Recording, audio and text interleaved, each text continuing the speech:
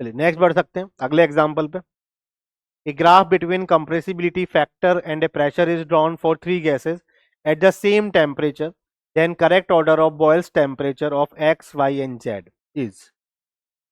हमें Boyle temperature का correct order बताना है। सबसे बड़ी बात तो यदि हम बॉयल टेम्परेचर की बात करें तो बॉयल टेम्परेचर जो आपका होता है वो क्या होता है, उसका वैल्यू क्या निकलता है, A/RB।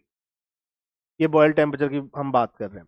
यहां पर आप देखेंगे तो भाई आपका R कांस्टेंट है, R आपका कांस्टेंट है, ठीक। आपका B भी यहाँ पे कांस्टेंट कर दिया गया, ठीक है। ये दोनों वैल्यू जो है, ये दोनों ही वैल्यूज आपकी क्या है, कांस्टेंट है, तो दे दी गई है कि भाई आर तो होता ही है, बी भी बोला गया सेम ही है, एट द सेम टेम्परेचर। यहाँ पे देखो assume that van der Waals constant small b is nearly same for all three gases, small b की वैल्यू भी सेम है। यानी बॉयल टेम्परेचर की यदि हम बात करें तो बॉयल टेम्परेचर जो है वो स्मॉल ए के क्या हो रहा है, डायरेक्टली प्रोपोर्शनल। और स्मॉल ए क्या बताता है, फोर्स ऑफ अट्रैक्शन को बताता है, जिसके लिए फोर्स ऑफ अट्रैक्शन ज्यादा होगा उसके लिए बॉयल टेम्परेचर की वैल्यू भी क्या होगी, ज्यादा होगी।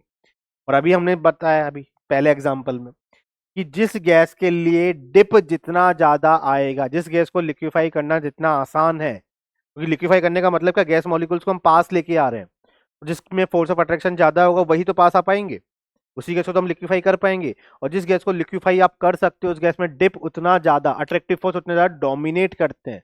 तो यहां पर यदि हम देखें कि भाई सबसे ज्यादा अट्रैक्टिव फोर्स कहां डोमिनेट कर रहे हैं, किसके लिए गैस को लिक्विफाई करना ज्यादा आसान होगा, किसके लिए फोर्स ऑफ अट्रैक्शन ज्यादा होंगे, तो सबसे ज्यादा किस में होंगे, जेड में।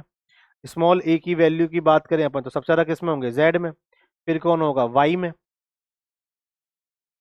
और फिर कौन आएगा, एक्स। ये जो ए की वैल्यू आएगी यही आपकी क्रिटिकल टेम्प मतलब बॉयल टेम्परेचर की वैल्यू हो जाएगी। बॉयल टेम्परेचर जो होगा वो जेड के लिए सबसे ज्यादा आएगा, देन वाई के लिए, देन एक्स के लिए। तो यहां पर यदि हम देखें तो option number A is the correct answer. ठीक है, सिंपल सा लॉजिक है, सिंपल सा लॉजिक आप बच्चों को बता सकते हैं कि भाई बॉयल टेम्परेचर होता क्या है। पहले तो बॉयल टेम्परेचर की डेफिनेशन आपको देनी है, तो आप बता सकते हैं the temperature at which gas, the temperature at which real gas behave as an ideal gas, the temperature at which real gas behave as an ideal gas, उसे हम बोलते हैं बॉयल टेम्परेचर। ठीक है, जिसके लिए z की वैल्यू जनरली इक्वल टू 1 हम बोल सकते हैं। लेकिन अब यहाँ पे तीन चीजें तो हमें दी गई कि भाई किसके लिए बॉयल टेम्परेचर की वैल्यू ज्यादा आएगी, किसके लिए कम आएगी, कंपेयर करना है। तो फिर हम वो कैसे बताएंगे, फोर्स ऑफ अट्रैक्शन से। तो फोर्स, क्योंकि बी ऑलमोस्ट सेम है तीनों के लिए, तो जब आप बताओगे कि भाई फोर्स ऑफ अट्रैक्शन जिसके लिए ज्यादा है, जिसमें फोर्स ऑफ अट्रैक्शन ज्यादा देखने को मिलेगा, जिस गैस में डिप ज्यादा देखने को मिलेगा, उसके लिए बॉयल टेम्परेचर की वैल्यू भी क्या होगी, ज्यादा आएगी। ठीक है।